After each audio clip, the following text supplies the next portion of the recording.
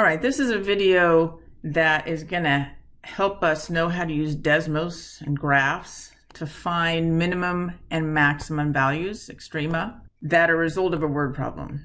So first of all, we're not going to spend time on the algebra involved. We're just going to pretend that we've already done it, that this specific video is not too long. So let's say we have this question. We're drawing a rectangle underneath this y equals 200 minus x cubed. And we've drawn the picture. We've done all the work and we came out with this area formula. Again, we're not going to talk about where this came from. That's a different type of video. This is just about how to use Desmos to graph this, or your calculator. And here's the really, really important part. You want to do a common sense window, or you want the values on your x-axis and the values on your y-axis to make sense. And looking at this picture, x officially, so this x in the picture is this x in the formula.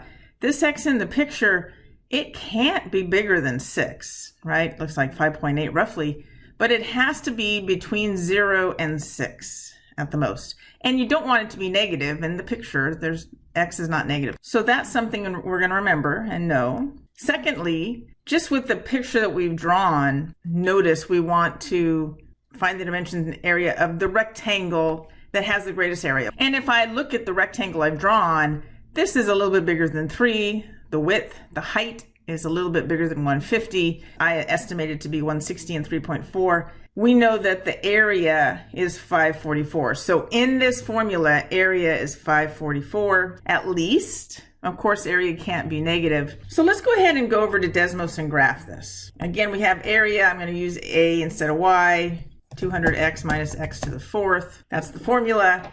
And you can see that we don't have a very good picture. We have this graph going up and up or down. Honestly, it's hard to tell because it's just so skinny. I'm going to go ahead and zoom out and see if that helps.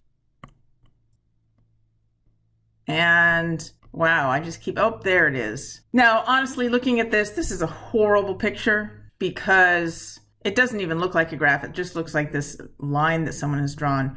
You don't want to have a graph that looks like this, especially if your instructor is asking you to draw it. So come over here to the graph settings. If you remember, x didn't want to be negative. I think what I'll do is I'll make x be -1. And then remember, the biggest x could be was 6. And y, I don't care about y being negative, even though I'm going to put a negative value in there, maybe -50.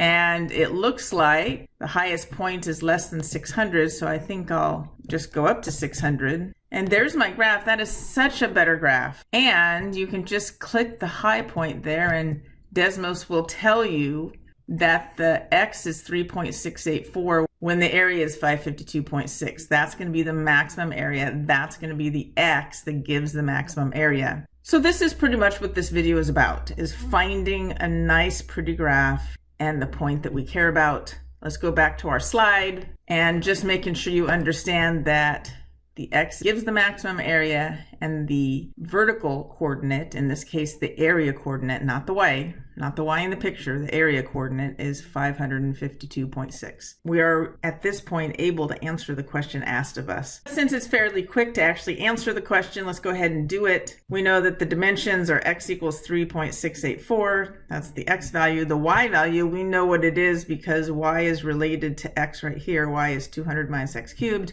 And the y is going to be 150. It also asked about the area, and of course we have the area of 552.6. And that's it.